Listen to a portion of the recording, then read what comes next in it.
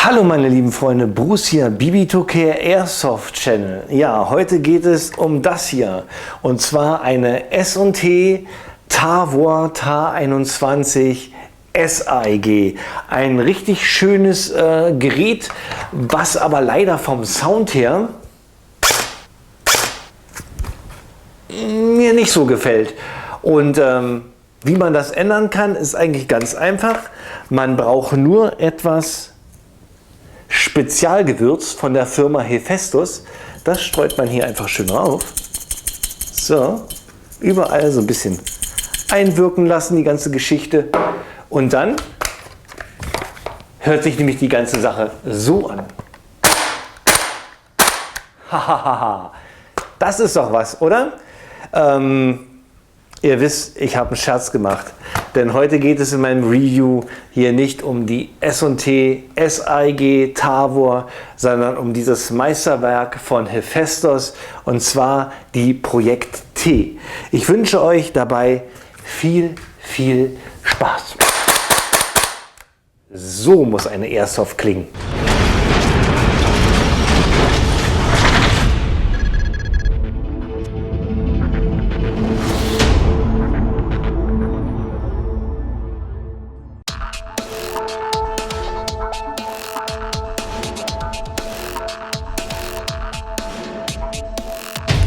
Nun ist es endlich soweit. Lange musstet ihr auf dieses Review warten, ja, und jetzt ist sie endlich hier bei mir auf dem Tisch. Die weltweit auf 300 Stück limitierte Hephaestus Projekt T Airsoft, die nichts weiteres ist als eine wunderschöne Tavor TAR21. Schauen wir uns kurz den Lieferumfang an. Die Hephaestus Projekt T kommt in diesen Pappkarton daher mit Hephaestus Aufkleber und großen Projekt T Aufkleber. Wenn ich den Karton aufmache, ist die Airsoft schön gebettet hier in diesem Papp-Inlay und nochmal geschützt durch diese Folie. Hier sehen wir eine kleine Postkarte. Das ist aber keine Postkarte, sondern hier hinten befindet sich ein QR-Code drauf. Wenn man den anscannt, kommt man auf die Bedienungsanleitung von der Hephaestus. Ja, geliefert wird die Hephaestus hier mit einem GHK M4 Gasmagazin und natürlich das Prunkstück, die Tavor TAR21 von Hephaestus. Bevor ich mit der Airsoft hier beginne, eine kurze Info zu Real Steel. Die echte Tavor oder kurz TAR21, was wiederum auch eine Abkürzung ist von Tavor Assault Rifle 21 Century, ist eine seit dem Jahr 2000 in Israel produzierte Waffe von der Firma IMI Defense. Die Tavor wird von israelischen Einheiten verwendet und ist dank ihrer Bullpup-Bauart hervorragend geeignet für Häuserkampf als auch für weites Terrain. Der Body besteht aus Polymer und ist dadurch sehr leicht. Das Kaliber der Waffe 5,56 mm und das Magazin, welches die Tavor schluckt, ist ein Standard M4 M16 Magazin. Das hat den Vorteil, denn das ist natürlich sehr gut austauschbar, denn andere israelische Einheiten verwenden auch das normale M4 und M16. Nun aber endlich zur Airsoft-Version und der Besonderheit der Projekt T. Die Projekt T von Hephaestus ist eine auf weltweit 300 Stück limitierte Gas-Blowback der TAR21. Hephaestus ist der Name einer griechischen Gottheit, und zwar des Gottes des Feuers und der Waffenschmiede. Und besser hätte der Name für die Firma nicht ausfallen können, denn Hephaestus ist dafür bekannt, das Unmögliche möglich zu machen. Und das Gleiche haben wir hier auch mit der Projekt T. Kommen wir zum Bodycheck von der Hephaestus Projekt T und ja, fangen wir gleich mit dem Body an. Als Basis hier für die Gas Blowback dient das S&T TAR21 Gehäuse aus der Professional Line, also ein sehr stabiles und solides Gehäuse, und im Inneren hat Hephaestus die ganze Sache noch etwas verstärkt. Machen wir weiter mit ein paar Daten. Länge 700 mm, die Real Steel hat dagegen 720 mm. Der Inner Barrel 375 mm, Outer Barrel 380 mm. Gewicht 3,58 Kilo. Die Real Steel ungeladen dagegen nur 3,2 Kilo. Und ja, Kaliber 6 mm BB, das ist klar. Verwendetes System Gas Blowback und das für den deutschen Markt umgebaut auf Semi-Only. Und die Power 1,8 Joule bzw. 450 FPS. Und ob das stimmt, das zeige ich euch jetzt im Chrono. Laut Herstellerangaben hat sie 440 FPS bzw. 1,8 Joule. Ich werde jetzt 6 Schuss auf das Chronogerät abfeuern. Raumtemperatur beträgt 21 Grad. Die Bibis 0,2 Gramm Bio-Bibis und die Gasfüllung ist mit Heckler & Koch Green Gas.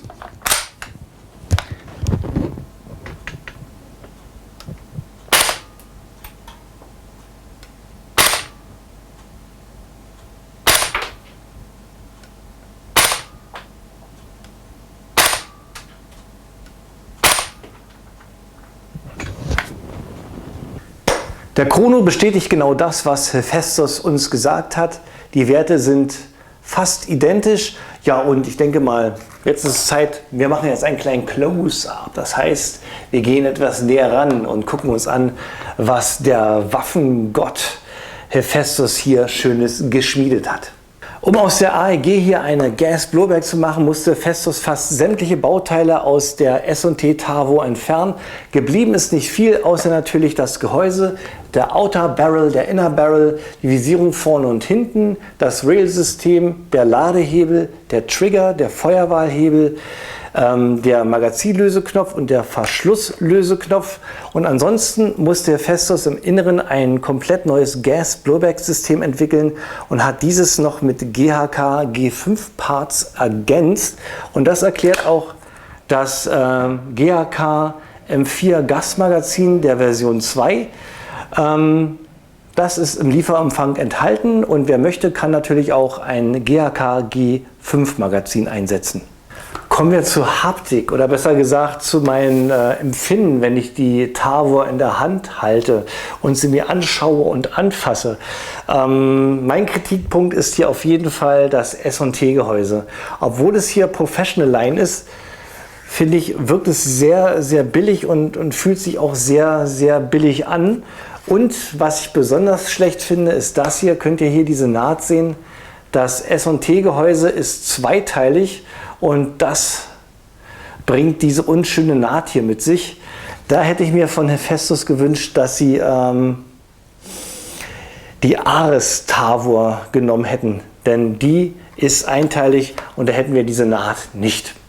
Die Projekt T wird in 3 Farben angeboten. Und zwar hier in Tan, so wie ich sie hier habe, in OD oder in Schwarz. Machen wir weiter mit den Details. Hier vorne der Flash-Hider kann abgemacht werden und gegen einen Schalldämpfer getauscht werden. Dann haben wir hier zweimal eine Möglichkeit der Sling-Aufnahme. Und ja, wo verstellt man hier eigentlich das Hop-Up? Das Hop-Up ist ein wenig versteckt. Und zwar seht ihr hier die Sechskantschraube. Die müsst ihr mit dem Sechskantschlüssel entfernen, dann könnt ihr hier diese Kappe abmachen und dahinter befindet sich dann das Drehrädchen für das Hop-Up. Das vordere Visier lässt sich ausklappen, besteht aus Aluminium und lässt sich in der horizontalen verstellen. Die hintere Visierung lässt sich aufklappen, besteht aus Kunststoff und hat keine weiteren Einstellmöglichkeiten. Auf der rechten Seite hier und hier vorne befindet sich das Rail-System für die Aufnahme von Zieloptiken oder sonstigen Zubehör. Schauen wir uns mal den Feuerwahlhebel an. Der besteht aus Aluminium, hat die Positionen Safe, Einzelfeuer, Dauerfeuer. Dauerfeuer ist natürlich für den deutschen Markt deaktiviert. Hier haben wir auch nur Einzelfeuer. Und wenn wir die Geschichte umdrehen, können wir die Einstellung auch auf der anderen Seite verfolgen. Und andere Seite ist auch ein guter Hinweis, wie sieht es eigentlich für Linkshänder aus. Die Hephaestus Projekt T kann von Haus aus auch für Linkshänder umgebaut werden. Das ist eigentlich ein kleiner Schraubeaufwand. Hier muss nur der Ladehebel mit dem Rail-System getauscht werden. Der Feuerwahlselektor kann abgeschraubt werden und auf der anderen Seite wieder umgesteckt werden. Des Weiteren haben wir hier die Verschlussöffnung, muss hier aufgemacht werden und hier mit der Seite getauscht werden und dann läuft die ganze Geschichte auch für Linkshänder. Das Magazin hier, hatte ich euch ja schon gezeigt, ist ein GAK M4 Version 2 Gasmagazin. Es besteht aus Metall, hat eine Kapazität von 30 Schuss und ihr könnt natürlich auch G5 Magazine einsetzen, die ich persönlich optischer auch viel ansprechender finde für die Tavor. Das sieht viel besser aus. Und ja, wie führte man das Magazin ein? Eigentlich ganz einfach, hier unten in den Magazinschacht stecken, reindrücken, bis es einrastet, und hier seht ihr hier den Hebel. Das ist der Hebel, um das Magazin wieder rauszunehmen. Einfach nur drücken und das Magazin wieder entfernen. Da wir ja hier eine Gas Blowback haben, muss natürlich auch der Ladehebel funktionieren, und das tut er auch hier bei der Projekt T. Um die Airsoft das erste Mal zu schießen, muss der Ladehebel einmal betätigt werden und die Waffe wird dadurch erst einsatzbereit. Ein weiteres Feature einer Gas Blowback ist natürlich der bewegliche Verschluss hier hinten. Den kann man beim Schießen auch wunderbar beobachten. Ich mache es mal vor, ich habe keine Munition drin.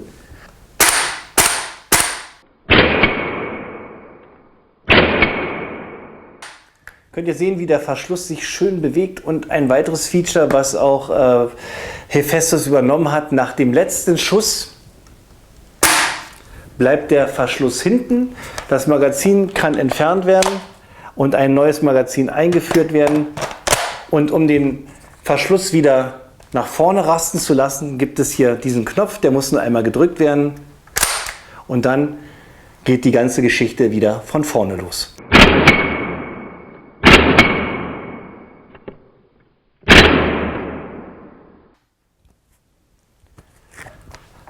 Was man sagen muss, der Kick ist wirklich sehr beeindruckend von der Tavor hier von Hephaestus, aber das Beste ist eigentlich noch der Sound, weil durch das Bullpup-System habe ich ja den Verschluss voll an meinem Ohr dran und kriege die ganze Action hier ab. Das ist nicht so brachial wie bei der WE L8.5. Da hat man schon das Bedürfnis, einen Kopfhörer aufzusetzen.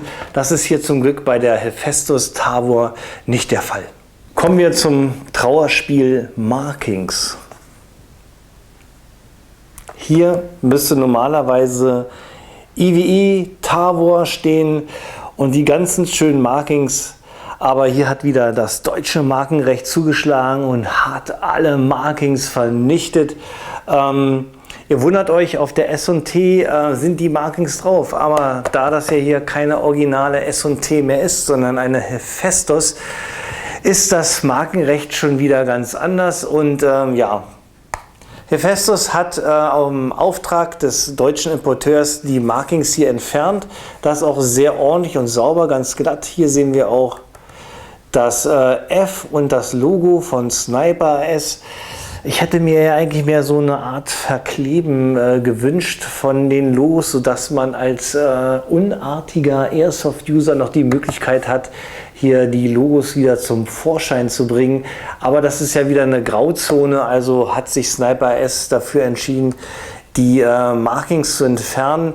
Und ich denke mal, hätte Sniper S sich auch noch darum gekümmert, dass wir die Markings bekommen, dann wäre die Airsoft wahrscheinlich noch teurer geworden. Preis ist wirklich ein gutes Stichwort. 619 € hat die Hephaestus Projekt T gekostet. Man konnte sie bei Sniper S kaufen. Ich spreche in der Vergangenheit nur aus dem Grund, denn die war innerhalb von 2 Wochen ausverkauft. Und ich hatte das Glück, die letzte zu erwischen, denn nachdem ich auf den Bestellknopf gedrückt hatte, war keine Tavor mehr erhältlich.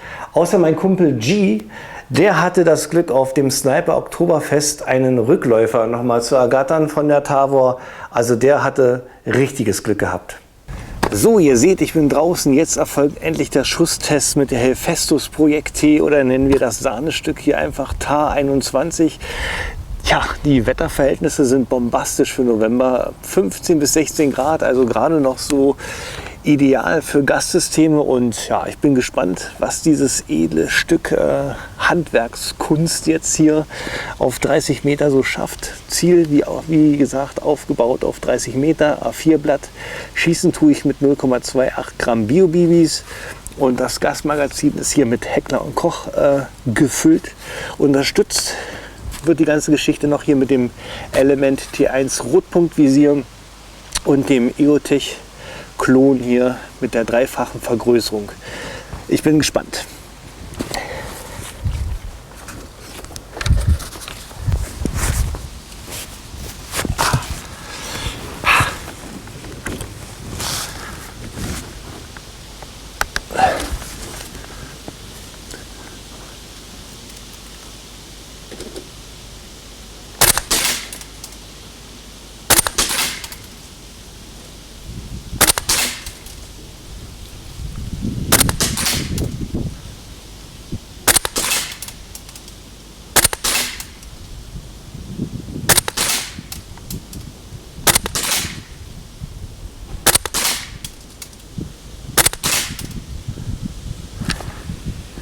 Das waren die 10 Schuss und jetzt schauen wir uns mal das Trefferergebnis an. Oh, das sieht aber richtig gut aus. Bin ich mal gespannt, ob alle Bibis ihr Ziel getroffen haben. 1, 2, 3, 4, 5, 6, 7, 8, 9, 10.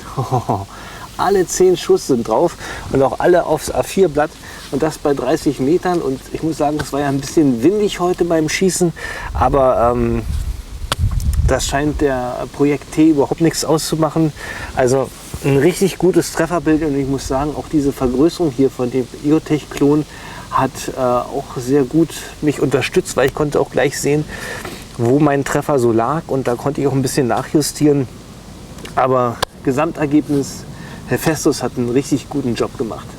Kommen wir zu den Pro und Kontras der Hephaestus Projekt T.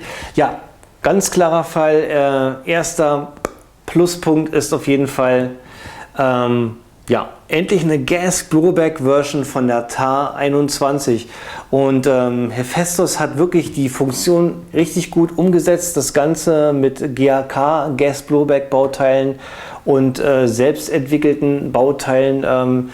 Das harmoniert hier wirklich richtig gut zusammen, die Funktion und die Qualität im Inneren ist wirklich richtig hervorragend und ich sage im Inneren, denn die Haptik, also das Äußere, gefällt mir nicht so gut.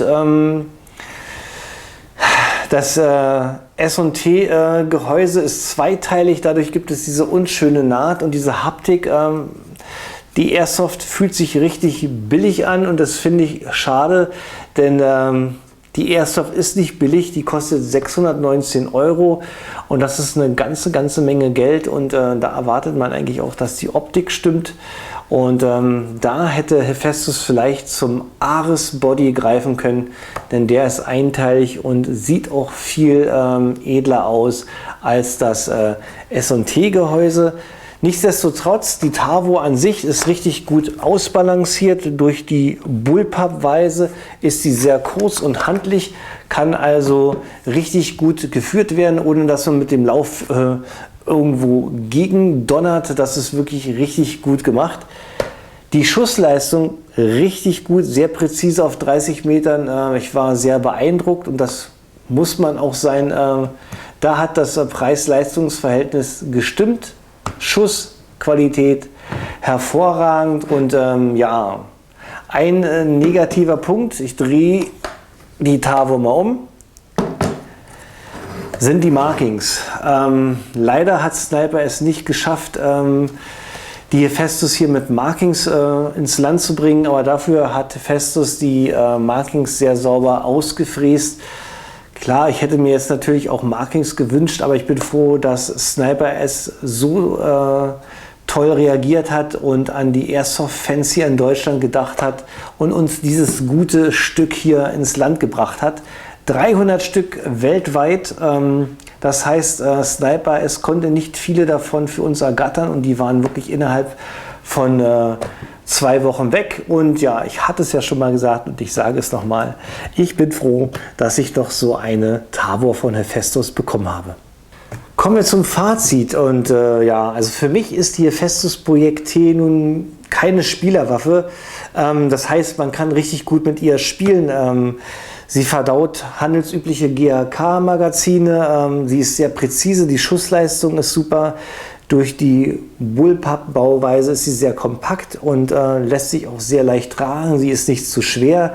Aber aufgrund von der Einzigartigkeit haben wir vielleicht ein Ersatzteilproblem. Wenn hier wirklich was kaputt geht, dann wird es wirklich richtig schwer.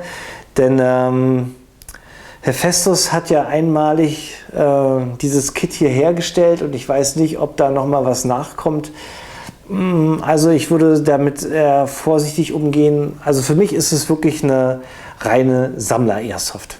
Ja, kommen wir zur Kaufempfehlung. Ja, eigentlich kann ich euch die Tavor Gas Blowback nur empfehlen. Problem ist aber, bei Sniper S ist die schon seit Ewigkeiten ausverkauft und kommt auch nicht mehr rein. Also da habt ihr gar keine Chance, da braucht ihr auch gar nicht anfragen, da geht gar nichts mehr. Und einzige Möglichkeit sind wirklich nur die deutschen Handelsplattformen oder deutsche Airsoft-Foren. Da müsst ihr einfach mal immer regelmäßig suchen und forschen und darauf warten, dass irgendjemand mal die Hephaestus Tavor hier zum Verkauf anbietet. Und wenn der Preis nicht zu übertrieben ist, dann überlegt nicht lange, sondern schlagt zu. Denn es könnte wirklich das letzte Mal gewesen sein, dass ihr dann die Möglichkeit habt, so eine Tavor hier zu ersteigern. Mich braucht ihr nicht fragen. Ich behalte meine Tavor erstmal, denn für mich ist sie wirklich eins der Highlights von 2015, abgesehen vom Socomir Barrett M107 und der Cam 870. Ja, das Ding ist wirklich ein richtig gutes Stück. Und das soll auch mein letztes Wort gewesen sein hier zum Review von der Hephaestus Projekt T. Grüßen möchte ich noch ganz herzlich Razer HD. Ich habe es versprochen, dass ich das hier in das Review noch einbaue. Razer HD, dieses Review ist für dich. Und für alle anderen, ich hoffe, ihr hattet Spaß dabei gehabt. Endlich ist das Review hier von mir gekommen. Ihr müsstet ja wirklich ewig darauf warten. Und ich hoffe, es hat sich für euch gelohnt. Und ja, gebt mir einen Daumen hoch, hinterlasst einen Kommentar, abonniert meinen Kanal und ich würde mich unheimlich freuen, wenn wir uns beim nächsten Review wiedersehen. Macht's gut, euer Bruce.